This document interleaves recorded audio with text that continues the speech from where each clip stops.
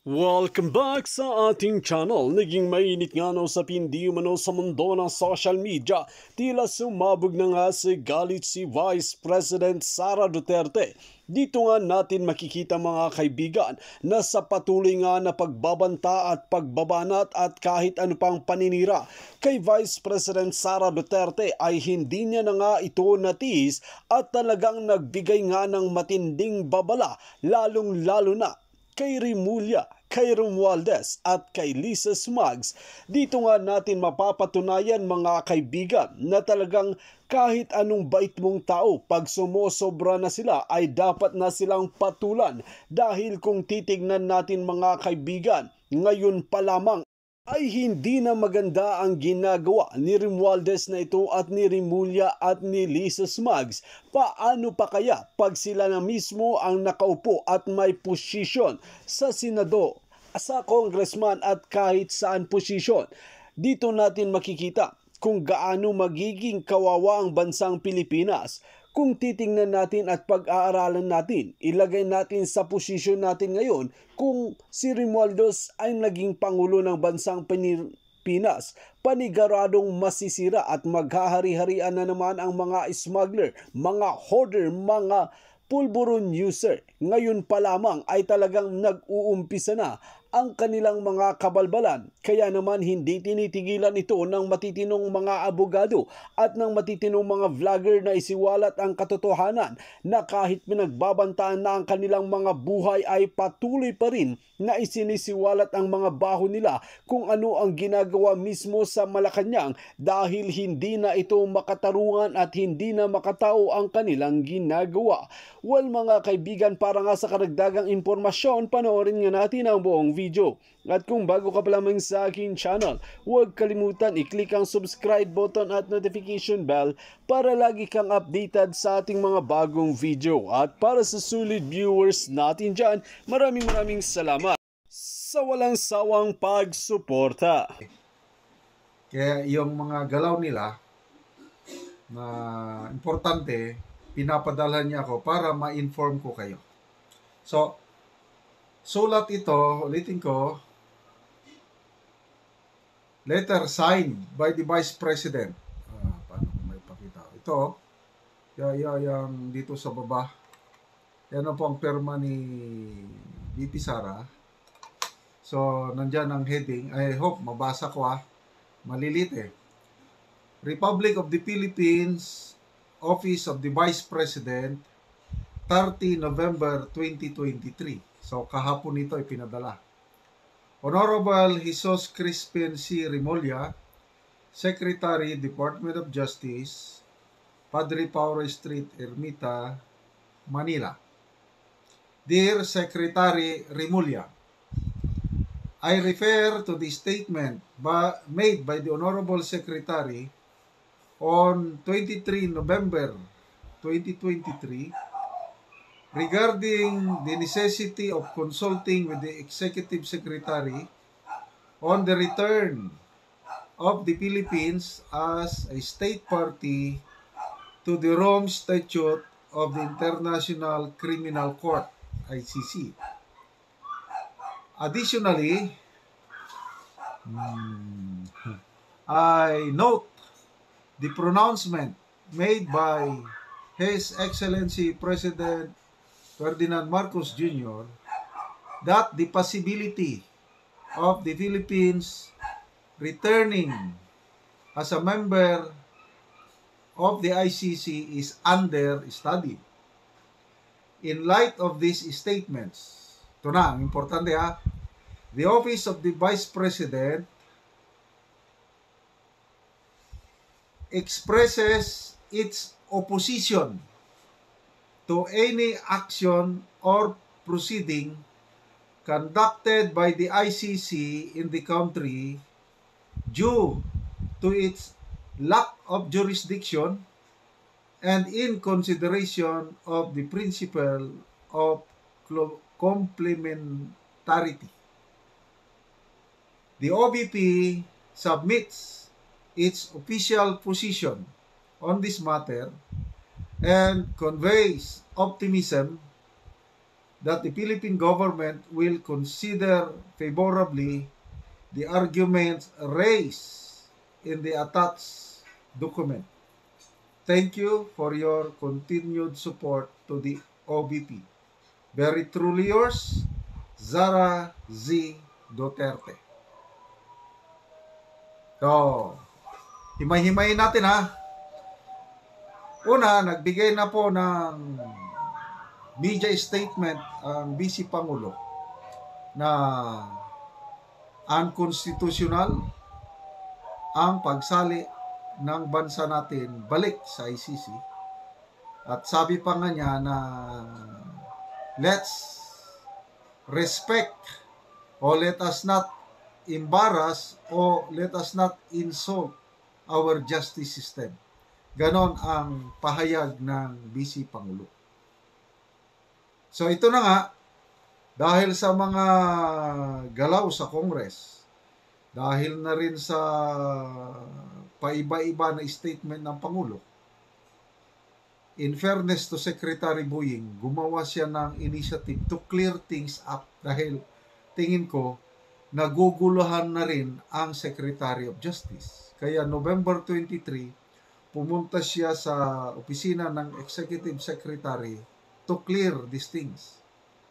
So, lumalabas, hindi sila nag-uusap direct kay Presidente. Bakit ganun? Bakit dadaan pa ang Secretary of Justice sa Executive Secretary na pwede man makatawag or pwedeng madiretso sa Presidente? Anyway, hanggang ngayon, wala pa mang linaw kasi clarification ang gusto ni Secretary Remulla, wala pa siyang statement. Ngayon, lalo na nung nagsalita ang Pangulo na under study.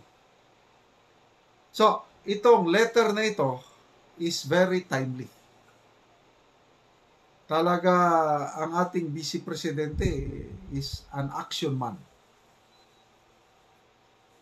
Gusto niya in writing lahat at ito, official document na ito, na express na niya yung opposition. Basahin ko ha. The Office of the Vice President expresses its opposition to any action or proceedings conducted by the ICC on the country due to the lack of jurisdiction and in consideration of principle of complementarity. Complementary. Okay, so, jurisdiction muna tayo. Umalis tayo sa ICC 2018. So, dapat may 1-year period pa na kahit umalis na tayo, kung wala pang 1 year na naglapse, may jurisdiction pa ang ICC sa atin. Yun po ang nakalagay sa rules ng ICC. So, kung nag-imbestiga na sana may approved preliminary investigation order ng ICC sa war on drugs ni PRRD, pwede pa within 2019, yung within that 1-year period. Ito, paliwanag ito ni Attorney Roque. Kaya lang, within that 1-year period from 2018 to 2019, walang approved na preliminary investigation. Preliminary examination lang. Sariling initiative ng prosecutor. So, naglapse na yung prescription period. Saka na lang nagkaroon ng approved preliminary investigation ng korte 2021 na. So, according to the rules of court, as explained by Attorney Roque, wala nang jurisdiction ang ICC sa atin. Okay? Hindi na pwede. So, ano naman yung principle of complementarity? From the word complement. Complementarity. Tama. Ang ICC po is just a court of complement. Ibig sabihin, kung hindi na nagpa-function ang justice system sa ating bansa, ayun, pwedeng papasok ang ICC para magkaroon ng rule of law. Yun ang principle of complementarity.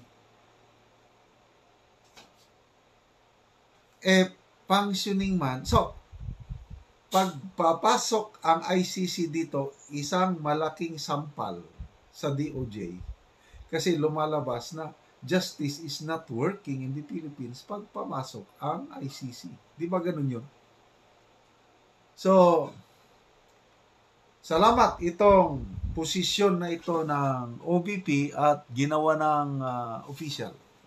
Salamat din sa aking puting ahas sa OBP, at least na ipapaliwanag ko sa inyo na marami tayong dahilan na huwag mabahala dahil ang ating BP Sara ginagawa niya kung anong tama.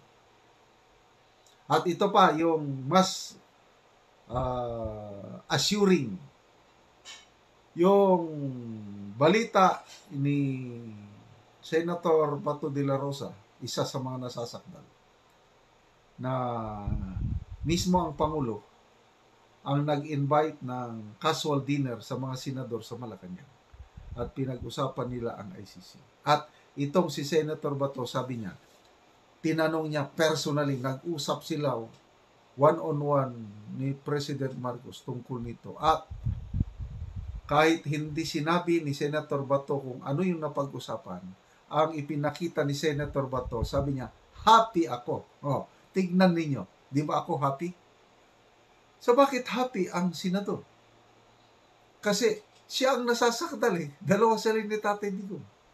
Kung hindi pa ba favorable yung napag-usapan nila sa ICC, example, sa usapan is ang Pangulo gusto niyang ipabalik ang ICC, ay hindi magiging happy si Senator Bato.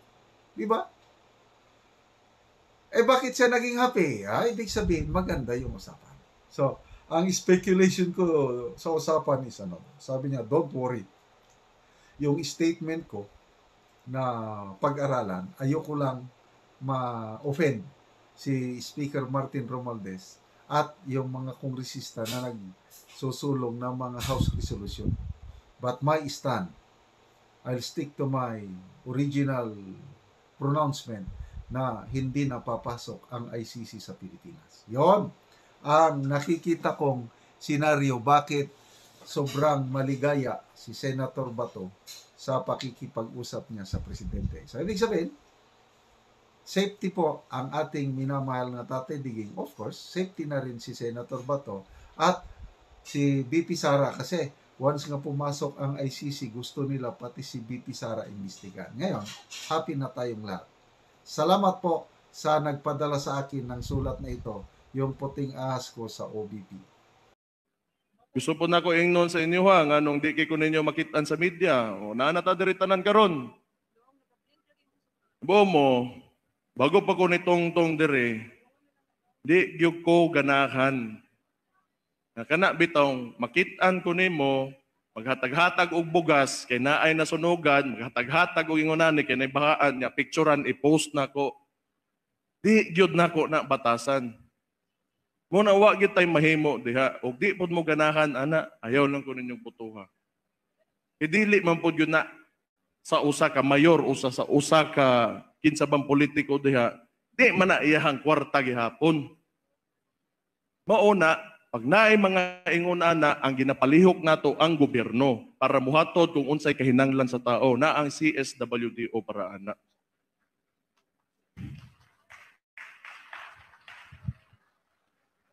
Mauna kung dili ko ninyo makita nga mag-handshaking diya nga murag di ko gusto mahimong trapo. Mauna kung mo trabaho ko unsay hinanakit ninyo, unsay kalisod ninyo sa inyong kanang paabtas ko kay muadto ko tabangan ta mo pinaagi kung unsay sa kong kapasidad bilang mayor ko pero dili gyud ko makita ninyo nga mag-video mag-picture sa akong gibuhat sa inyo kay obligasyon ko na og trabaho gyud ako na bilang mayor ninyo. Magandang araw mga kaibigan. Atin pong napakinggan si Davao City Mayor Baste Duterte. First time ko siyang mapanood na nagsalita in public tungkol sa kanyang trabaho as mayor. So sa mga hindi nakakaintindi ng Bisaya, yung unang sinasabi niya dyan is yung nagpapaliwanag siya sa mga taga Davao, bakit hindi siya mahilig magpa-interview, makita sa media. Ano lang siya, working silently. Sabi niya, hindi ko ugali yan, yung magpa-picture-picture, mamigay ng bigas, makipagkamayan. Hindi ko pera. Hindi ko pera yung tulong na yan, pera ninyo. Ako bilang mayor ninyo, magtrabaho lang ko. Dahil yun ang sinumpaan kong tungkulin. Sabi niya. So, nakaka-inspire itong mayor na ito. Dapat marinig ito ni Tambaluslos. Sabi niya, wag niyo akong butuhan. Sabi niya. Bakit nabanggit niya yung wag niyo akong butuhan? Kasi ang main topic niya, i-share ko mamaya yung it's a 5 minutes speech. May mga nagre-reklamo sa kanyang pamamalakad dahil stricto daw siya, lalo na yung pagbibigay ng building permit. Sabi niya, flood prone ang Davao. Pag ang bahay mo, 1 floor lang, baka madidisgrasya kayo. Kaya parang gusto niya yung bahay, dapat may 2nd floor para kung magbaha, may katakbuhan yung tao papunta sa 2nd floor. Yun ang ini-explain niya. Kaya kung hindi kayo makaangay, hindi nyo gustong aking patakaran, huwag nyo na akong iboto next election. Wow, ganun ang ang aking trabaho lang. Kung ano yung tama, yun ang gawin ko. Kung hindi nyo gusto itong style ko, huwag nyo akong butuhan next election. Ganun ang dapat. Hindi ko ambisyon maging mayor. Dati, happy na ako sa buhay ko. Parang pinilit lang siya ni Mayor Sara, di ba? Last election. Biglang nagbago ang plano ni Mayor Sara. Imbis na tatakbong city mayor si Inday, biglang naging vice president. Ang ipinansak niya si Basti Duterte. Kaya nandiyan ngayon. So sinasabi nitong Basti na, hindi ko gusto ito. Pinilit lang ako ng ate ko. Ngayon nandito na ako, gawin ko ang tama, ang aking trabaho. Kung hindi niyo ako gusto, huwag niyo akong butuhan. Okay lang sa akin. Dapat lahat sana ng politiko ganyan. Di nila iniisip yung boto-boto. Kung ano ang tama, yun lang ang gawin. Wow! Mabuhay po kayo, Mayor Basti Duterte. Ulitin ko, first time ko lang marinig siyang magsalita. Kaya pala. Ang alam ko lang na kwento sa buhay niya is talagang bugoy-bugoy. Kasi yung classmate niya sa college, nandito sa Cagayan de Oro, manager ng isang insurance company, kung saan nagpa-insure kami ng sakyanan. Ganun ang kwento ng manager. Ay, grabe yung Basti na yan. Magkain lang yan sa tabi-tabi, nakikipag-basketball sa mga, sa mga standby, parang hindi anak ng mayor. Kaya lang, napaka down to earth yung Basti na yan. So, yan po ang Duterte style of leadership. Like father, like daughter, like son. Sana magtagal pa ang mga Duterte na mamuno sa Davao. Sana 2028, another Duterte uupo sa Malacanang dahil yan na lang po ang ating pag-asa ng bayan. Go, go, go! Mga kapwa ko DDS, suportahan natin ang mga Duterte, lalo na itong trying times na may ICC, may impeachment, kung ano-ano pa yan na plano ni Tambaluslos. Okay, pakinggan natin yung buong speech niya pala, yung 5 minutes. Binisaya lang, kaya lang na-explain ko na kung ano yung sinasabi niya sa Binisaya. Kanang i-take na ko ni opportunity nga mastorya ko sa inyo kay ibaw ko nga mo yung mga isyo sa kuha Pero klarohon ako diri nga naatatanan karon. Pareaning sa reklamo sa ako nga tungod ko ang Kay Pasko man no, dili niya no hard feelings nga, may naurata chismis ra nakuha, chismis. So, mga business permit ko no dugay, building permit ko no dugay. Unya, kay Pasko man god, moingon di man ko ganahan anang di man ko kaantos anang mungisi ko pero wa ko ganahing ana, ba di lang gyud ko plastic bitaw nga tao. Di ko na maantos na. Ano mo lamano ko, mungisi ko sa imuha, pero na ko'y problema sa imuha. Muna, igawas na lang yun na ako ni karon. Kana naatatanan dire, kita mga taga Davao, naminaw tanan. Ibaw mo, kung na-strictuhan yun mo sa compliance pag abot sa building permit, gusto na ko mahibaw mo, ginaprotektahan lang yun nato. Nako atong lugar. Pag ora gipakita diha, katong audio visual presentation, anang baka maunang ginakahadlukan nako. Kay maunta pag mo baka tanawa tong mga tao pareha ato, ang balay sa ubos lang, dili dos andanas, walay kasakaan, dili lalim. Kay ani ra man gud na, ay mo kalain sa storya ra na ko ug wa mo kaangay, ug wa gyud mo kauyon nako. Na total naman tay eleksyon. Ayaw lang ko ninyong botoha. Ana ra nakasimpol. Pero ako dili ko mosugot na oras nga naglingkod ko diri aning posisyonan diri sa Tundak Bayan. Di na ko mahimo kung unsay tama ug di na ko mabarugan unsay tama. Klaro ta diha. Wa mo kaangay, okay ra gyud kaayo. Kabulo mo na mayor ko sa una tae ko, mamday mo balik ko pagkatae, okay ra man gyapon ko. Wa may mawas ko. I have really nothing to lose. Wa gyud ko mawas ko Basta ako obligasyon bilang mayor ninyo protektahan ang interest sa kadaghanan. Tanawa na mga natural disaster kana mga yon na apektado ta ana karon. Mauna diha ra ko kung asa dagan apektado didto ra ko. Protektahan to na kong luoy, protektahan to nako katong way kaya ug mga dinaog-daog.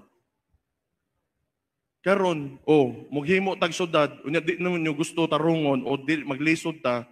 Unya na nako mo balik ko unsa kong gusto para karong Pasko.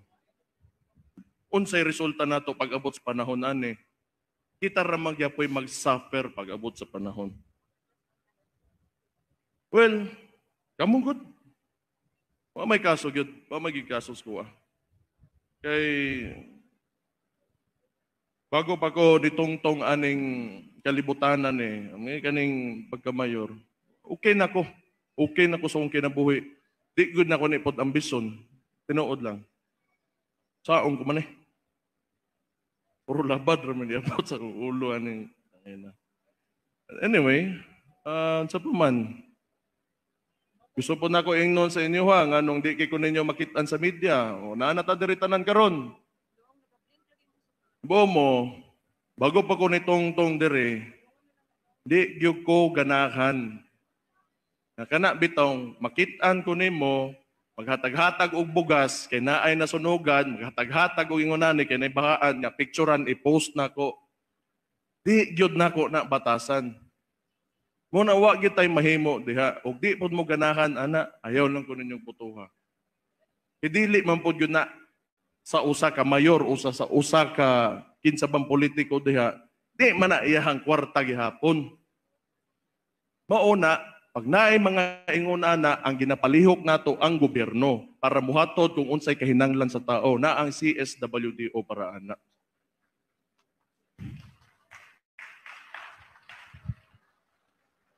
Mauna, kung dili ko ninyo makita nga mag-handshaking diya, nga di ko gusto mahimong trapo.